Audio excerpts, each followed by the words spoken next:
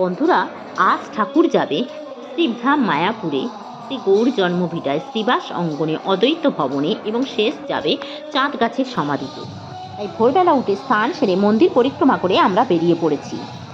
আজ সারাক্ষণ বৃষ্টি হচ্ছে, জানি না কতক্ষণ পরিক্রমা করতে পারবো। আমরা এখন নৌকা করে মায়াপুর ঘাটে যাচ্ছি।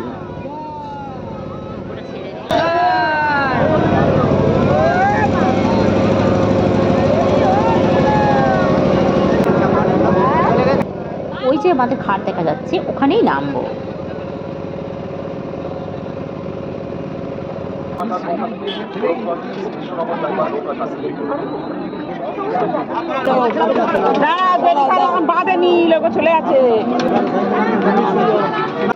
এটা হলো মহাতীর্থ শচী মায়ের ঘাট। ঘাট পেরিয়ে বৃষ্টির মধ্যে ভিজতে ভিজতে হাঁটতে হাঁটতে আমরা এগিয়ে চলেছি মায়াপুরের দিকে।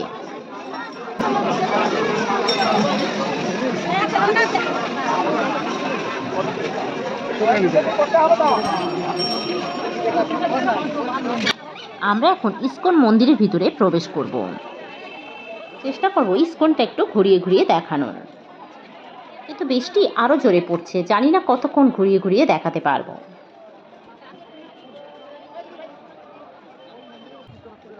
এখানে প্রসাদের কুপন পাওয়া যায়, 40 টাকা, 60 টাকা, 80 টাকা, যার যেমন ইচ্ছা। এখানে প্রসাদের কুপন দেওয়া হচ্ছে, ঠিক তার অপোজিটেই দেখবেন অখণ্ড হরিনাম সংকীর্তনের কুঠির। সারাক্ষণ এখানে হরিনাম সংকীর্তন হয়ে থাকে। চেষ্টা করছি একটু ঘুরিয়ে ঘুরিয়ে দেখানোর। ঠিকটাও ফুল গাছ দিয়ে সুন্দর করে সাজানো। চল।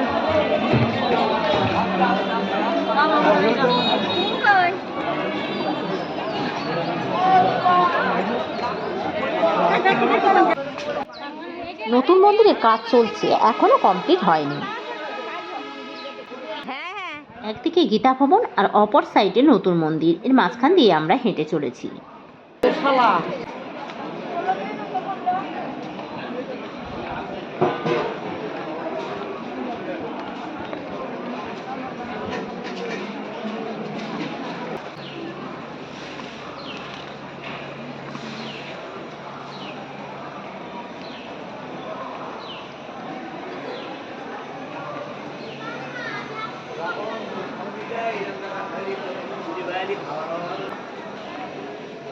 আমরা মন্দিরের সামনে পৌঁছে গেছি। এটা হলো মন্দিরের প্রবেশদ্বার। মন্দিরের ভিতরে ফোন ক্যামেরা নিয়ে যাওয়া যাবে না, বাইরে জমা দেওয়ারও জায়গা রয়েছে। বৃষ্টি খুব জোরে জোরে পড়ছে, তাই আমরা এখানে এসে আশ্রয় নিয়েছি। আজ মনে হচ্ছে আর কোথাও যাওয়া হবে না।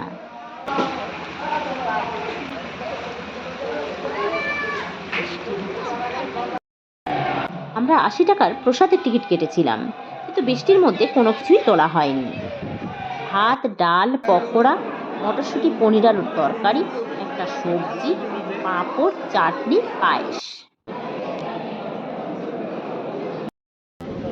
তো বৃষ্টির মধ্যে কোথাও যেতে না পেরে আমরা তাই আশ্রমে ফিরে যাচ্ছি।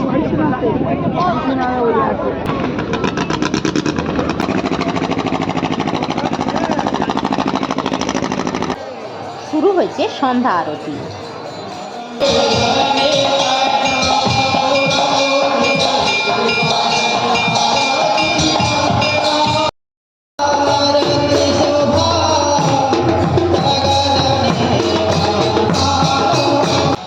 এখন সন্ধ্যা আরতির মন্দির পরিক্রমা চলছে।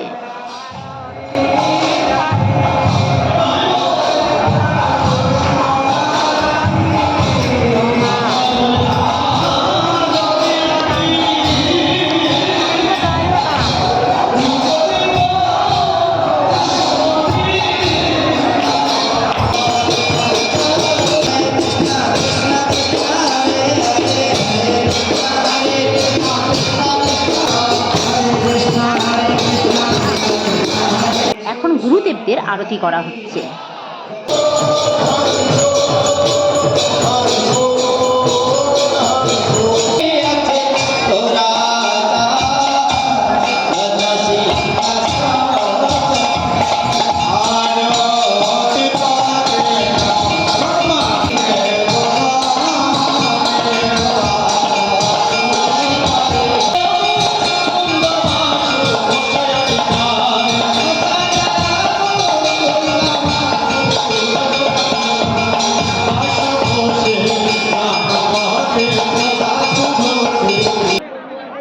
শেষ করে আমরা চলে এসেছি খাওয়ার আসরে।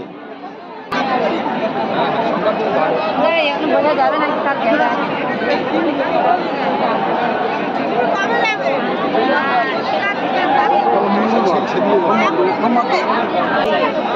কালকে যাবো ঘরে বলে সে এখানটা যাবো।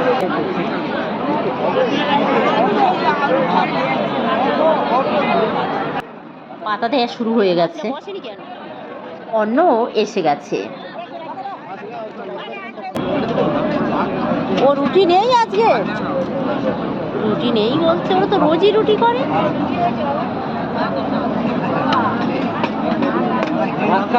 রুটি আছে বাবা? আছে আছে। এখন চলে এসছে ডাল।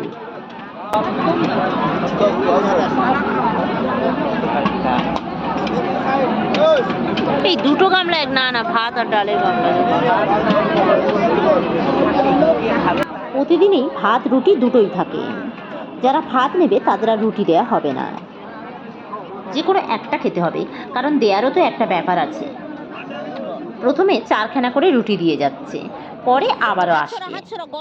আজ হয়েছে ডাল আর বাঁধাকপি ঘ্যাঁট, যে যত ইচ্ছা খেতে পারে। বাঁধাকপি ঘ্যাঁটটা এত সুন্দর করে বানিয়েছে যে ওটাই দিয়ে ভাত খাওয়া হয়ে যাবে। ছোলা, আলু, তেল, ঝাল, নুন, মশলা দিয়ে একদম পরিপাটি করে বানিয়েছে। ডালও খুব ভালো বানিয়েছে, কিন্তু আমি ডাল খেতে অতটা ভালোবাসি না, তাই এবেলা আর নিলাম না।